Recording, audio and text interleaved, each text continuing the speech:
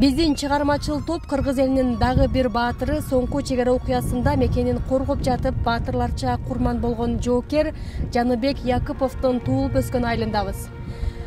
Өмүрдөн мекенди артык көргөн Жаныбек Якыпов 2022 жылдын 16 сентябрында кокустан кол салган душмандын огуна учкан.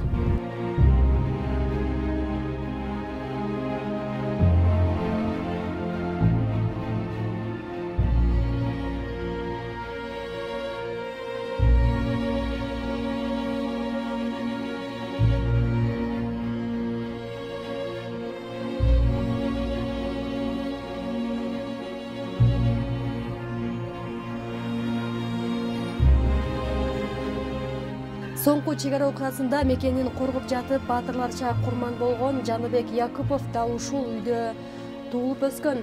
Мына ушул короодо ойноп жүрүп чоңойгон. Анын жакындары Жаныбектин жаштайынан эле зирек мекенге болгон сүйүүсү ушул кичинекей кезинде эле ойгонгонун айтышат. Биз Жаныбек тууралуу дагы кененирээк маалымат алыш үчүн азыр анын чоң атасы менен баарлашабыз. Саламатсызбы аксакал? Кандайсыз? Жакшысызбы? Баардыгыбыз эле ушул үйдө туулуп ушул жерде чоңойгонбуз да. Анан биздин эң кичине инибиз бул Мусабайдын баласы. Мусабай ушул жерде калып, ушул жерде төрөлүп, ушул жерде чоңоюп, анан ошо бала дайыма ошо жаштайынан эле баягы армияда кызмат кылсам деген ниети болгон да. Жаныбектин да? Жаныбектин. Себеби ушул үйдө төрөлүп өскөндөрдөн 3-өө Улуу Ата мекенин согушка катышкан да. Анын бири 90-да өттү, Якупов баба дегенбиз. Бул 39-жылы чакырып 46 жылга чейин согушта жүргөн.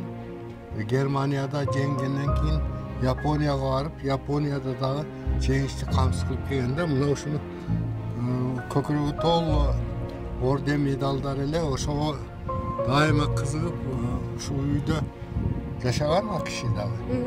Анан ошонун мында неме пайда болгондо кызыгуу пайда болгон. Мен дагы ушундай элди коргошум керек, эл үчүн кызмат кылышым керек деп анан ошо чоңойгондон кийин анан армияга өзү суранып барып, өз эрки менен буларга неме карабастан барып анан кызмат кылып, ошо азыр атасы да айтса керек ушу улуттук гвардияда кызмат кылып, андан кийин келгенден кийин жо мен эми ошо ата мекен үчүн кызмат кылышым керек деп контрактка кирип, бул жакта немеде чек ара кызматында кызмат кылды. Бул жерде мына Достукта, Кулумдуда, Айкөлдө кызмат кылып акыркы күндөрү ошо 14-16 сентябрда болгон баскынчылык согушта мына чоң туз дейбиз, Ката туз деген жерде айылышкан каттуу согуш болгон. Мына ошого суранып, кайра суранып, баягы БТР менен ок дары алып, ошол жерге жеткирип берүүгө бара жатты. Анан ошол согушта каза болгон да. Ал жерде абдан каттуу неме болгон. Бул неменин тажиктердин солдаттары менен айылышкан согуш болуп, атышуу болуп, баягы танкалар, минометтор бардыгы ишке кирген да. Мына ошондо буга ок тийип, баягы кулап түшүп, ошол жерде эле каза болгон. Ошол күнү каза болгон экен. Бизге эртеси айтты. Ошо командири эме кылып алып келди. Эртеси 17 күнү бияка алып келип, анан ошо 17 күнү коюлган да.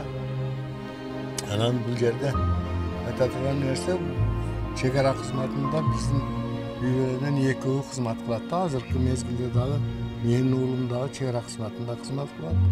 Бул дагы чек ара кызматында кызмат кылып жүрүп каза болду да. Баатырларча каза болду.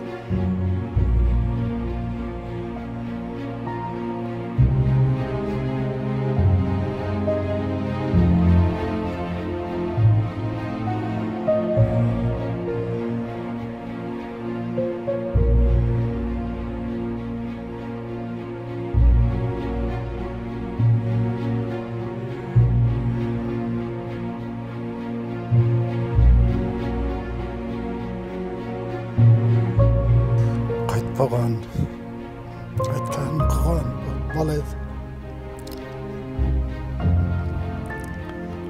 Ол кичинекейинен байкалчу эле ушундай бир баатырдык мүнөзү, ушундай характерlerini. Тырышчаак, ушундай жакшы неме максат койсо, алдыга койгон максаттарын аткарууга аракет кылчу. Аскерге барганда ой боюнча сөз болгон. Өзү деле бул жерде Мырзамурат агага 3 жолу барган экен. Бизди айтпай туруп, бир күн военкоматка чакырып калды. Военкоматка чакырганда энеси барып альтернативге калып калыңыздар дегенден кошулуп бардык. Барсак военкоматка кирип кетти. Жерде бир указ бар.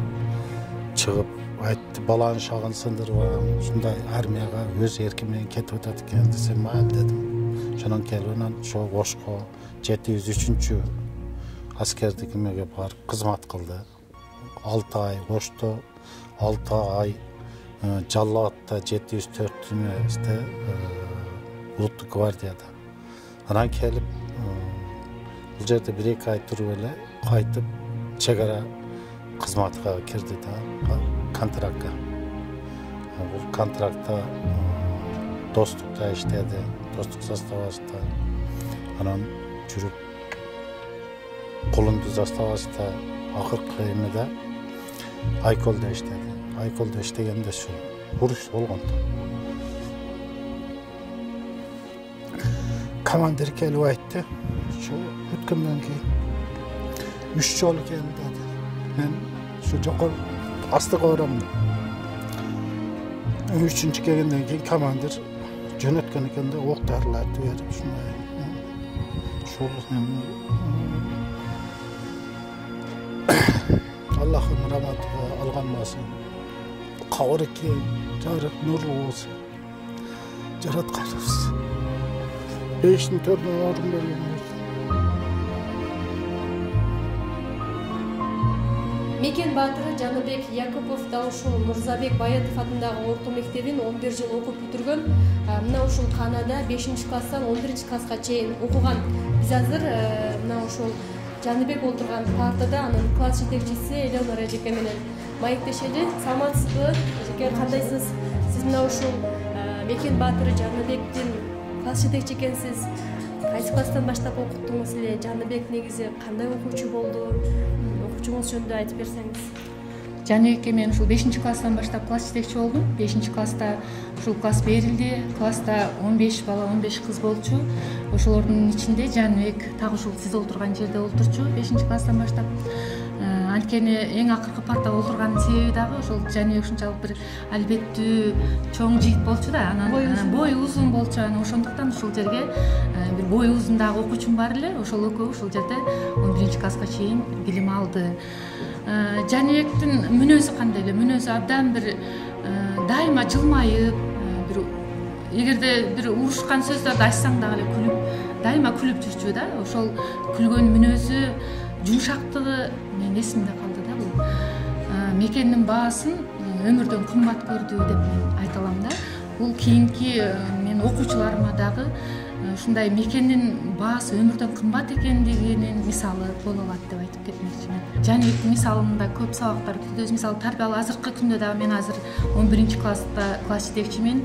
Аларга дагы күн сайын ошол Мекен темасы жөнүндө сөз козгойбуз жана Жаныбек окуучумду мисал катары айтып кетем аларга да. Окууда кандай эле Жаныбек? Окууда жакшы, ар бир сабакты жакшы өздөштүрчү, өз оюн айтчу. Айтам го, кээ бир учурда ушундай бир жылмайып гана жоңкой эле да, ушул баягы эгер тапшырманы аткарбай келген учурда ошол жылмайып гана койсо, адамдын бир мындай урушкун да келбей калат эле да, ушундай бир мүнөзү бар эле.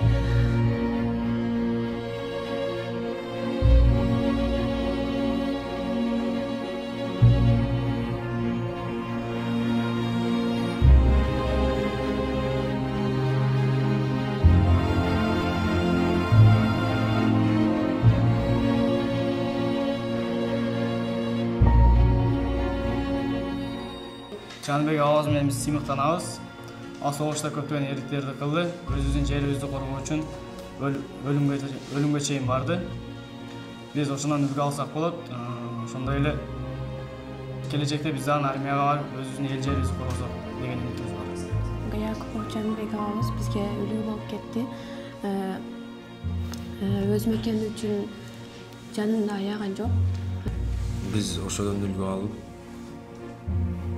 Кудай буйрса 2024-жылы ошол армияга кызмат карабыз. Мен азыр 10-класста окуймун. Мен эмки жылы мектепти бүтүп, военный институтуна тапшырууга ниет кылып атасыз.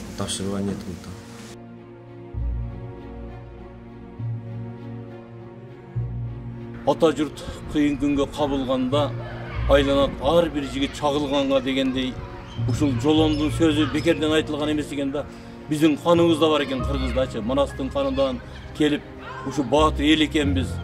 Анан бул балдар баатырга айланды да. Өзүңүздөр билип, өткөндө ушул 22-жылы 16-сентябрда болгон тажик тараптан болгон куралдуу кол салууларда баатырларча өзүн көрсөттү да. Мен тарых мугалим катарында мынтип ойлочу элем да. Бул балдар могул кезегинде элдер баатыр болгон. Барсбек деген мындай болгон. Тиги Кубат Жуматаев деген тигиндей баатырлык кылган. Чолпонбай мындай болгон. Исмаилбек Таранчиев деген өзүнүн учкучу менен барып душмандын самолетторун кууп барып өзүн урган, ушундай баатыр эл болгон деп айта берген. Көрсө, ошондой башка иш түшкөндө бүгүнкү күндөгү балдардын да баатыр боло тургандыгын көрдүм да. Мен балдарга азыр мына ушуну айтып атам да. Мына ушул Якупов Жаныбек өзүнүн бардык өмүрүнү ушу элге арнады бул бала. Мындай баатыр балдар турганда, мындай жалын жүрөк жигиттер турганда, өзүнүн духунун өтө бийик экендигин көрүп туруп, эч ким душмандан коркпойт экен да. Балдар дагы ошолорду көрүп туруп шыктанып, бүгүнкү күндө сүйлөгөн сөздөрүндө баатырлык тууралуу, эл жерди коргоо тууралуу, эл жерди коргоонун улуу экендиги тууралуу айтышат да балдар дайым. Демек, мына ошол Якупов Жаныбек сыяктуу жигиттердин элге көрсөткөн баатырлыгы эч качан эстен чыкпайт. Бул биздин муундарды муундан муунга ушу мураска калган биздин ата бабабыздын жерини сактап калууга, ушул балдарды тарбиялоодо эң зор каражат болот деп ойлойм да.